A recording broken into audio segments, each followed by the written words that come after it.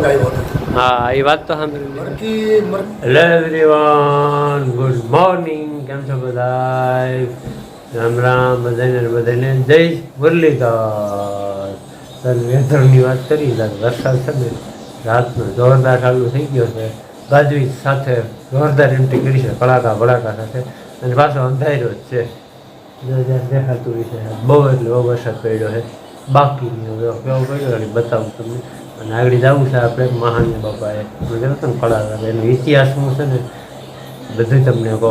ઇતિહાસ મોટો છે, મેં સાંભળેલો છે, પણ એટલો ઇતિહાસ છે આવડે એટલો હું તમને બતાવી કહીશ. આ રીતનું હતું ને એટલે એવી રીતનું હતું. બંને લોકો વેધર જોવો આજનું.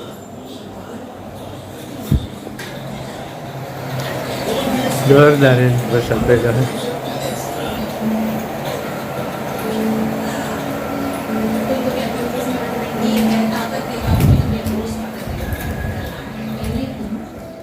આગલી રોકાણો છે વરસાદ. ગરમી ફૂલ પકડાઈ ગઈ છે. આવવાનું છે પાછો 100%.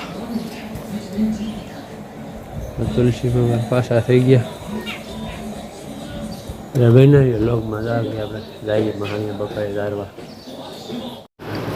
આ છે મહાણીય બાપાનું મંદિર. આનો છે ને અમારે અનોખો ઇતિહાસ છે. ઇતિહાસ શું છે ને એ આપણે જાણીશું મારા પપ્પા પાસેથી. હું જાણી જાય હે કડા ધારવા એવા છે.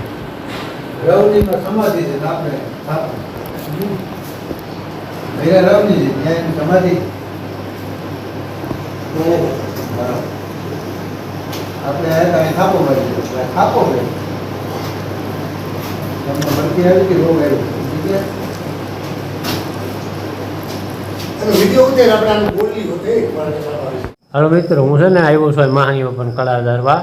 અને આપણે છે ને મહાણી બાપાનો ઇતિહાસ શું છે ને આપણે આગળ અમારા ગામના મુખ્ય છે ને કે એનું નામ બધું માહિતી આપશે તો આપણે જાણીએ. મમ્મા, આપણે આ મહાણી બાપાના કડા ધારવા આવ્યા, એનો ઇતિહાસ તો આપણે તમે કહેવાના છો. પહેલાં તમારું નામ કયો, કયું ગામ આપણું, બધું તો માહિતી આપો.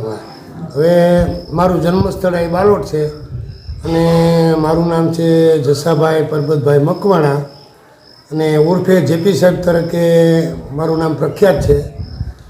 લોકો પરિચયમાં ઘણા છે મારા જેપી સાહેબ તરીકે. અને મેં અહીંયા ગામની અંદર 35 વર્ષ પ્રાથમિક શાળામાં શિક્ષક તરીકે નોકરી કરી. ગામમાં જ ગામના બાળકોને ભણાવ્યા. અત્યારે હું નિવૃત્ત છું. મારી ઉંમર 71 વર્ષની થઈ ગઈ છે.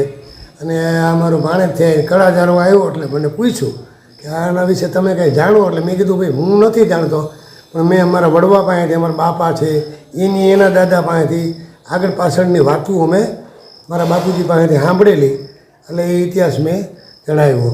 અને અત્યારે અહીંયા અમે બેઠા છીએ તો અહીંયા પ્રસાદ હોય એટલે ચોરામાં બેસીએ તો અહીંયા ગામની અંદર નિવેદ ચાલુ છે.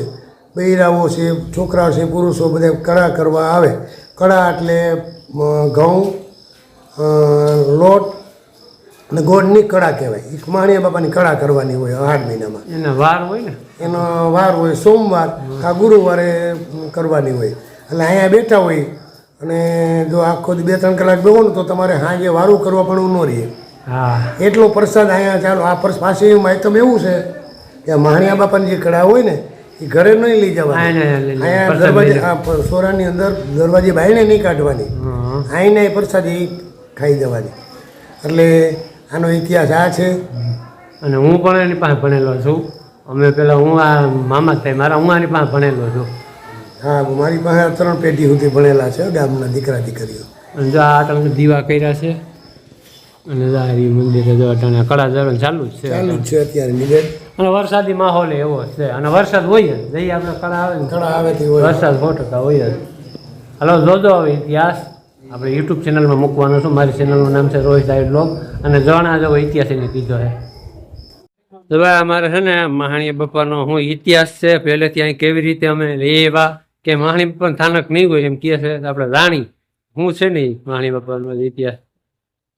જો અમારે છે ને અમારા મામા છે અને શિક્ષક હતા, એની પાસે ઇતિહાસ છે. એ આપણે કહે છે મામા આપણા મહાણીયા બાપાનો કેવી રીતનો ઇતિહાસ છે? હા, ત્યારે વડલા વખતમાં મેં વાત સાંભળેલી છે.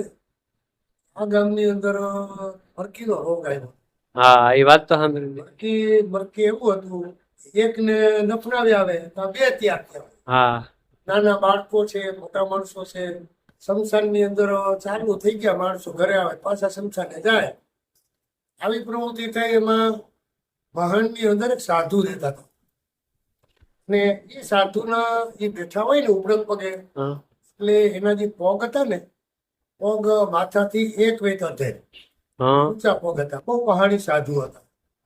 એ સાધુએ કીધું તમે શું આ બધા એ ઘડી મહાનમાં આવો છો અહીંયા? તો ભાઈ ગામની અંદર આ માણસોના મૃત્યુ થાય છે, બાળકો મરી જાય છે, વૃદ્ધ માણસોના નામ બધાય મરે છે, તો સાધુ કેવો બંધ કરી દો, ગાજતે વાજતે મને ગામને સોરે લઈ જવા પડે, આ સોરો છે હા ગામનો. એટલે ગાજતે વાજતે ગાડાની અંદર એના હામયા કરી અને આ ગામની અંદર લઈ આવ્યા. પછી આ ગામની અંદર હાલની અંદર આનો ગોખલો છે, એની અંદર ત્રિશુલ છે, ત્યાં બાપાએ થાપો માર્યો. હા ભણ્યા સાધુજી બાપુ હતા ને, એને થાપો માર્યો કે આજથી આ ગામની અંદર તમે મારા 8 મહિનાની અંદર મારી કળા કરજો, નૈવેદ્ય કરજો હા ગામની અંદર કોઈ રોગ આવવા નહીં. સાધુનું કેણ હતું. ને આજની તારીખમાં અમારા ગામની અંદર ઓલો કોલેરા આવ્યું હતું ને, કોરોના. કોરોના હા કોરોના સમયની અંદર ગામો ગામ માણસો મરતા હતા, એટલે ગામને નક્કી કર્યું કે ભાઈ આપણે બાપાનો નિવેદ કરી, વાસરા બાપાના નિવેદ અને માણ્યા માણ્યા બાપાના ગામ આખી નિવેદ કર્યા. આપણા ગામની અંદર કોરોનામાં કોઈ અસર થઈ નથી. હા એ તો આપડે કેસ આવ્યા જ નતા કેસ આપડે. એટલે મારા જાણ મુજબ માણ્યા બાપાનું સ્થાનક છે. આજે આની અંદર થોડુંક ગંધ માટાઓ બધું મળ્યું હતું બંધારવાળા જેવું, ને નિવેદ કરવા આવે તો એ બહુ વ્યવસ્થિત નહોતું. એટલે અમે 8-10 જણા બેઠા હતા, સેવાકીય પ્રવૃત્તિ કરી, ગામના ચોરાને વ્યવસ્થિત કર્યો હાઈ ક્લાસ. અને નિવેદ કરવા આવે તો નિરાતે નિવેદ થાય, અને સામે ગોખલો છે, બધા નિવેદ જાણે છે. વિશ્વાસ બહુ છે. આ તો પણ ઝાઝા વર્ષો પહેલાની વાત છે ને આપણે. તો વર્ષો પહેલા મારા બાપાને ખબર નથી, હા એ વાત કરતા ને મેં સાંભળી.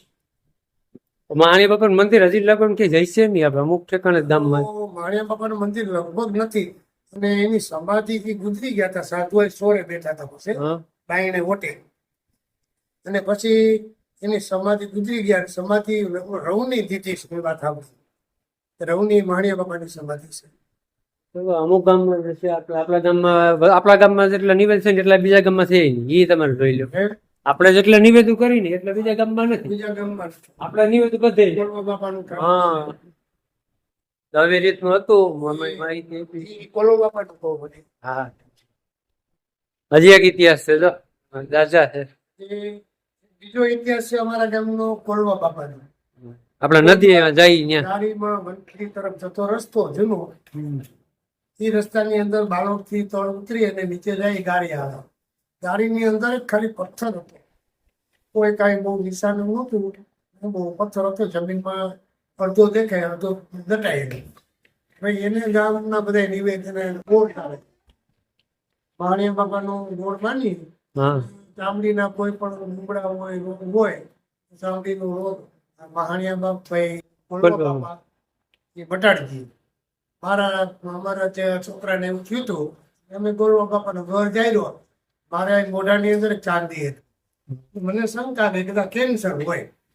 એટલે એ મહાણિયા બાપા જે કાંઈ હોય તું મટાડી દે બાપા, હું તારો ઘર જારી આવે. પલબા બાપા માણિયા બાપા. હા ગોળવા બાપાએ અમારા મોઢામાં ચાંદી હતી, એ પણ મટાડી દીધી.